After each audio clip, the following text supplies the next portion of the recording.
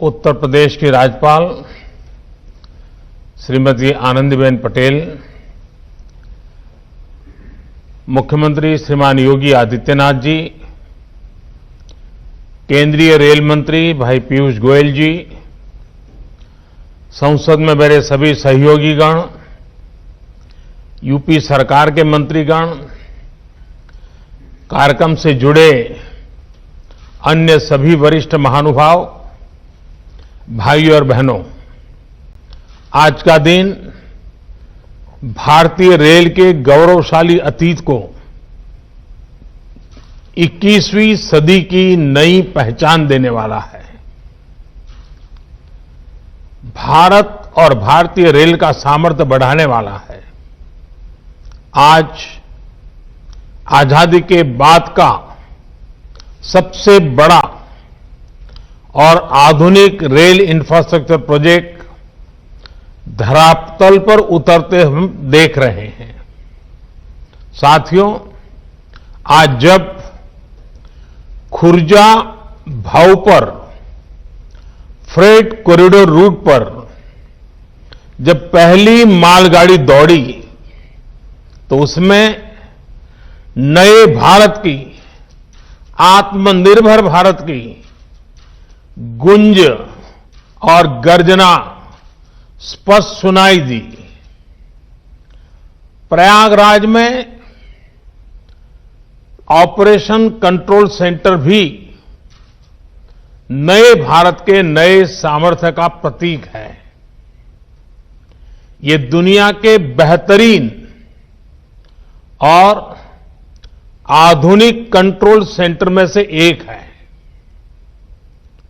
और ये सुनकर किसी को भी गर्व होगा कि इसमें मैनेजमेंट और डेटा से जुड़ी जो टेक्नोलॉजी है वो भारत में ही तैयार की गई है।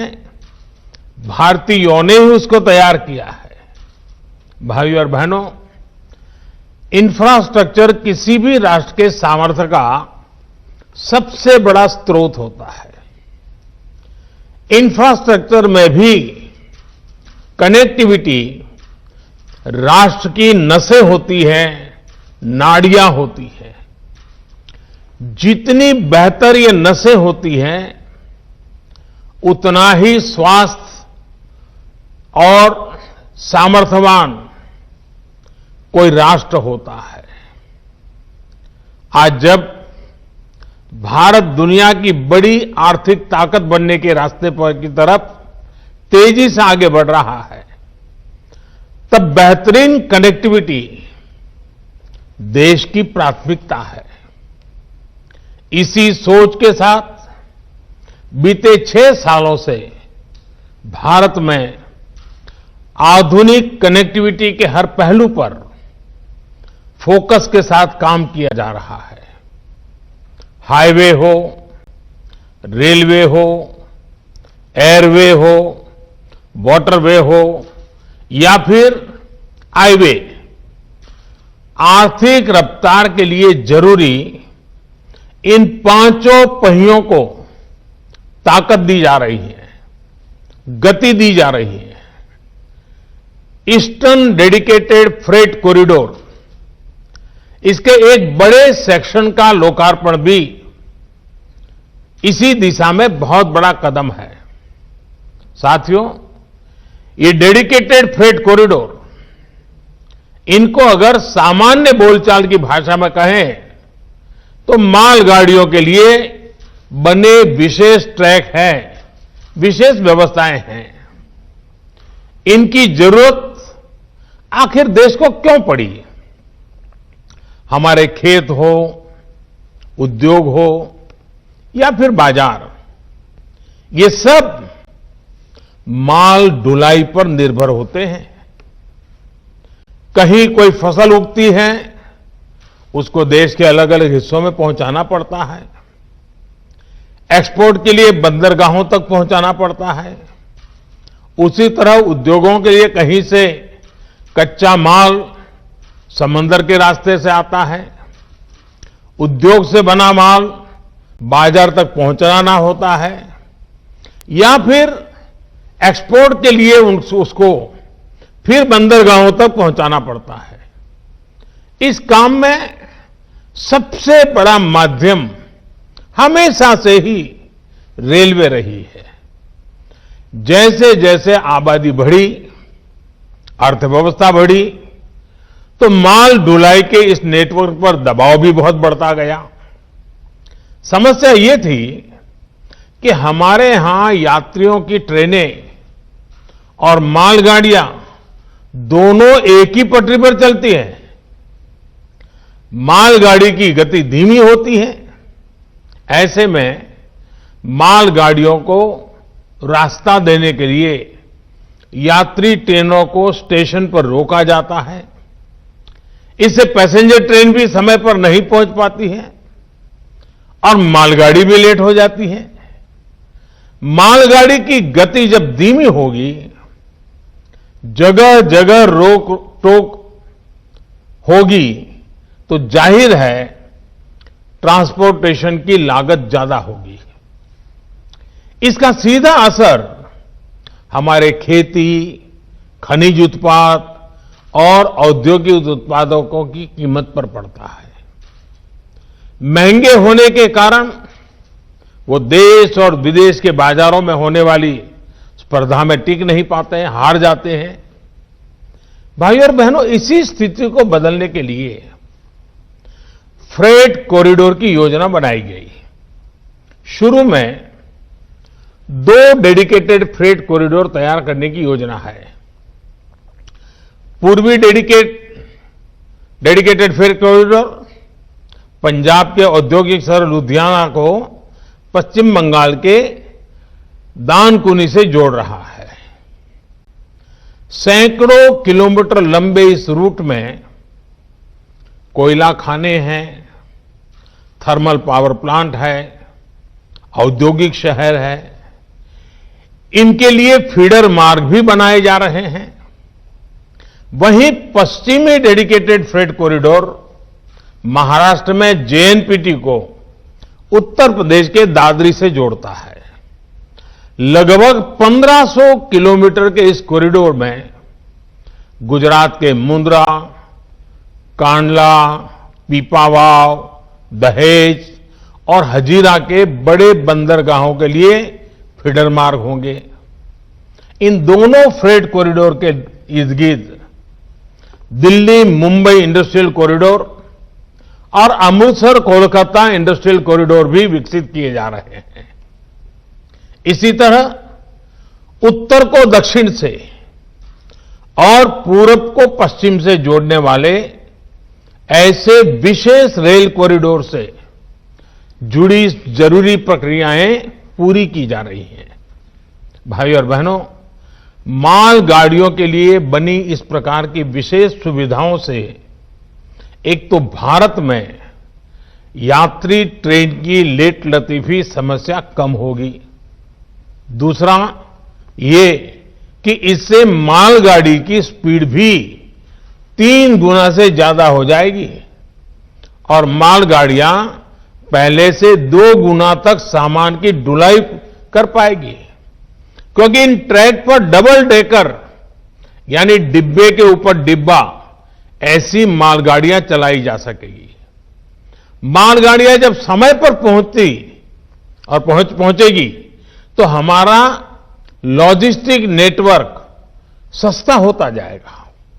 हमारा सामान पहुंचाने का जो खर्च है वो कम होने के कारण सामान सस्ता होगा, जिसका हमारे निर्यात को लाभ होगा। यही नहीं, देश में उद्योग के लिए बेहतर माहौल बनेगा, ईज ऑफ डूइंग बिजनेस बढ़ेगी, निवेश के लिए भारत और आकर्षक बनेगा। देश में रोजगार के, स्वरोजगार के अनेक नए अवसर भी तैयार होंगे। साथियों, ये फ्रेट कॉरिडोर आत्मनिर्भर भारत के बहुत बड़े माध्यम बनेंगे। उद्योग हो, व्यापार कारोबार हो, किसान हो या फिर कंज्यूमर, हर किसी को इनका लाभ मिलने वाला है। लुधियाना और वाराणसी का कपड़ा निर्माता हो या फिरोजपुर का किसान, अलीगढ़ का ताला निर्माता हो या राजस्थान का संगमरमर कारोबारी, मलिहाबाद का आम उत्पादक हो या कानपुर और आगरा का लेदर उद्योग, भदोही का कालीन उद्योग हो या फिर फरीदाबाद की कार इंडस्ट्री, हर किसी के लिए ये अवसर ही अवसर लेकर आया है। विशेष तौर पर औद्योगिक रूप से पीछे रह गए पूर्वी भारत को ये फ्रेट कॉरिडोर नई ऊर्जा देने वाला है। इसका करीब करीब 60% हिस्सा यूपी में है। इसलिए यूपी के हर छोटे बड़े उद्योग को इससे लाभ होगा। देश और विदेश के उद्योगों में जिस प्रकार यूपी के प्रति आकर्षण बीते सालों में पैदा हुआ है, वो और अधिक बढ़ेगा। भाइयों और बहनों, इन डेडिकेटेड फ्रेट कॉरिडोर का लाभ किसान रेल को भी होने वाला है। कल ही देश में 100वीं किसान रेल की शुरुआत की गई है। किसान रेल से वैसे भी खेती से जुड़ी उपज को देश भर के बड़े बड़े बाजारों में सुरक्षित और कम कीमत पर पहुंचाना संभव हुआ है। अब नए फ्रेट कॉरिडोर में किसान रेल और भी तेजी से अपने गंतव्य पर पहुंचेगी। उत्तर प्रदेश में भी किसान रेल से अनेक स्टेशन जुड़ चुके हैं और इनमें लगातार बढ़ोतरी की जा रही है।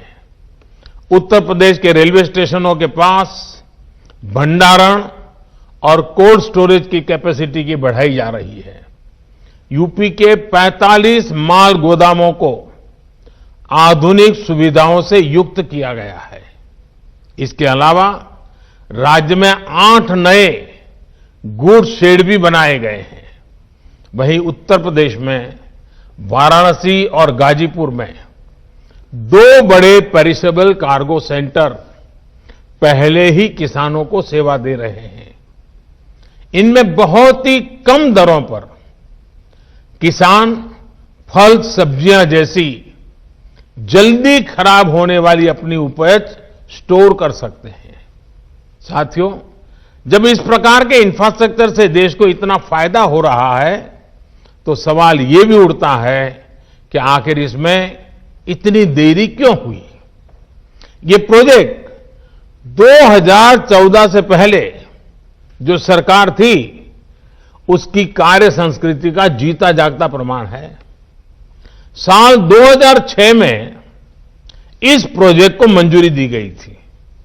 उसके बाद ये सिर्फ कागजों और फाइलों में ही बनता रहा। केंद्र को राज्यों के साथ जिस गंभीरता से बातचीत करनी चाहिए थी, जिस अर्जेंसी से संवाद होना चाहिए था, वो किया ही नहीं गया। नतीजा ये हुआ कि काम अटक गया, लटक गया, भटक गया। स्थिति ये थी कि साल 2014 तक 1 किलोमीटर ट्रैक भी नहीं बिछा गया। 1 किलोमीटर भी नहीं। जो इसके लिए पैसा भी स्वीकृत हुआ था वो सही तरीके से खर्च नहीं हो पाया। साथियों, 2014 में सरकार बनने के बाद इस प्रोजेक्ट के लिए फिर से फाइलों को खंगाला गया। अधिकारियों को नए सिरे से आगे बढ़ने के लिए कहा गया तो बजट करीब करीब 11 गुना यानी 45,000 करोड़ रुपए से अधिक बढ़ गया। प्रगति की बैठकों में मैंने खुद इसकी मॉनिटरिंग की, इससे जुड़े स्टेक होल्डर से संवाद किया, समीक्षा की। केंद्र सरकार ने राज्य सरकारों से भी संपर्क बढ़ाया, उन्हें प्रेरित प्रोत्साहित किया। हम नई टेक्नोलॉजी भी लाए। इसी का परिणाम है कि करीब 1100 किलोमीटर का काम अगले कुछ महीनों में पूरा हो जाएगा। सोचिए, 8 साल में एक भी किलोमीटर नहीं और 6-7 साल में 1100 किलोमीटर। भाइयों और बहनों, इंफ्रास्ट्रक्चर पर राजनीतिक उदासीनता का नुकसान सिर्फ फ्रेट कॉरिडोर को ही नहीं उठाना पड़ा है, पूरे रेलवे से जुड़ा सिस्टम ही इसका बहुत बड़ा भुक्तभोगी रहा है। पहले फोकस ट्रेनों की संख्या बढ़ाने पर रहता था ताकि चुनाव में उसका लाभ मिल सके,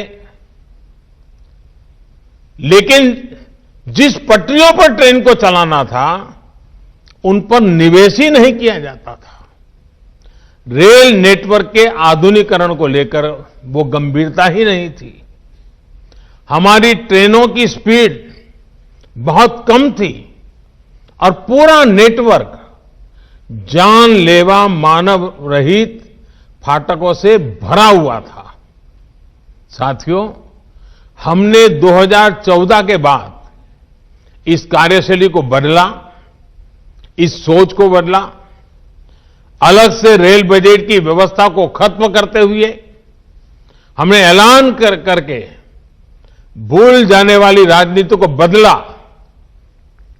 हमने रेल ट्रैक पर निवेश किया, रेलवे नेटवर्क को हजारों मानव रहित फाटकों से मुक्त किया, रेलवे ट्रैक को तेज गति से चलने वाली ट्रेनों के लिए तैयार किया, रेलवे नेटवर्क के चौड़ीकरण और बिजलीकरण दोनों पर फोकस किया। आज वंदे भारत एक्सप्रेस जैसी सेमी हाई स्पीड ट्रेन भी चल रही है और भारतीय रेल पहले से कहीं अधिक सुरक्षित भी हुई है। साथियों, बीते सालों में रेलवे में हर स्तर पर रिफॉर्म्स किए गए हैं। रेलवे में स्वच्छता हो, बेहतर खाना पीना हो या फिर दूसरी सुविधाएं, फर्क आज साफ नजर आता है। इसी तरह रेलवे से जुड़ी मैन्युफैक्चरिंग में भारत ने आत्मनिर्भरता की बहुत बड़ी छलांग लगाई है। भारत आधुनिक ट्रेनों का निर्माण अब अपने लिए भी कर रहा है और निर्यात भी कर रहा है। यूपी की ही बात करें तो वाराणसी स्थित लोकोमोटिव वर्क्स भारत में इलेक्ट्रिक इंजन बनाने वाला बड़ा सेंटर बन रहा है। रायबरेली की मॉडर्न कोच फैक्ट्री को भी बीते 6 सालों में डेंटिंग पेंटिंग की भूमिका से हम बाहर निकाल कर लाए हैं। यहां अब तक 5,000 से ज्यादा नए रेलवे कोच बन चुके हैं। यहां बनने वाले रेल कोच अब विदेशों को भी निर्यात किए जा रहे हैं। भाइयों और बहनों, हमारे अतीत के अनुभव बताते हैं कि देश के इंफ्रास्ट्रक्चर के विकास को राजनीति से दूर रखा जाना चाहिए। देश का इंफ्रास्ट्रक्चर किसी दल की विचारधारा का नहीं, देश के विकास का मार्ग होता है। ये 5 साल की पॉलिटिक्स का नहीं, बल्कि आने वाली अनेकों पीढ़ियों को लाभ देने वाला मिशन है। राजनीतिक दलों को अगर स्पर्धा करनी ही है तो इंफ्रास्ट्रक्चर की क्वालिटी में स्पर्धा हो, स्पीड में स्पर्धा हो, स्केल को लेकर के स्पर्धा हो। मैं यहां एक और मानसिकता का भी जिक्र करना जरूरी समझता हूं, जो अक्सर हम प्रदर्शनों और आंदोलनों के दौरान देखते हैं। ये मानसिकता देश के इंफ्रास्ट्रक्चर को, देश की संपत्ति को नुकसान पहुंचाने की है। हमें याद रखना चाहिए कि इंफ्रास्ट्रक्चर, ये संपत्ति किसी नेता की, किसी दल की, किसी सरकार की नहीं है। ये संपत्ति देश की है, ये संपत्ति आपकी है, देश के नागरिकों की है। हमारे हर गरीब का, हर करदाता का, मध्यम वर्ग का, समाज के हर वर्ग का इसके पीछे पसीना लगा हुआ है, उसका पैसा लगा हुआ है। गरीब ने अपने पेट काट करके पैसा दिया है, तब सब बनता है। इसको लगने वाली हर चोट देश के गरीब, देश के सामान्य जन को चोट है। इसलिए अपना लोकतांत्रिक अधिकार जताते हुए हमें अपने राष्ट्रीय दायित्व को भी नहीं भूलना चाहिए। साथियों, जिस रेलवे को अक्सर निशाना बनाया जाता है, वो किस सेवा भाव से मुश्किल परिस्थितियों में भी देश के काम आती है, ये कोरोना काल में दिखा है। मुश्किल में फंसे श्रमिकों को अपने गांव तक पहुंचाना हो, दवा और राशन को देश के कोने कोने तक ले जाना हो, या फिर चलते फिरते कोरोना अस्पताल जैसी सुविधा देना हो, रेलवे के पूरे नेटवर्क का, सभी कर्मचारियों का ये सेवा भाव देश हमेशा याद रखेगा। यही नहीं, इस मुश्किल समय में रेलवे ने बाहर से गांव लौटे श्रमिक साथियों के लिए 1 लाख से ज्यादा दिनों का रोजगार भी सृजित किया है। मुझे विश्वास है कि सेवा, सद्भाव और राष्ट्र की समृद्धि के लिए एक निष्ठ प्रयासों का ये मिशन अनवरत चलता रहेगा। एक बार फिर यूपी सहित देश के तमाम राज्यों को फ्रेट कॉरिडोर की नई सुविधा के लिए अनेक अनेक शुभकामनाएं देता हूं और रेलवे के सभी साथियों को भी शुभकामनाएं देने के साथ साथ उनसे भी आग्रह करूंगा कि इस फ्रेट कॉरिडोर का आगे का काम भी हमें तेज गति से चलाना है। 2014 के बाद जो गति हम लाए थे, आने वाले दिनों में उससे भी ज्यादा गति लानी है। उसलिए मेरे रेलवे के सारे साथी जरूर देश की आशा अपेक्षा पूरी करेंगे। इस विश्वास के साथ आप सबको बहुत बहुत बधाई, बहुत बहुत धन्यवाद। सादर आभार माननीय प्रधानमंत्री जी।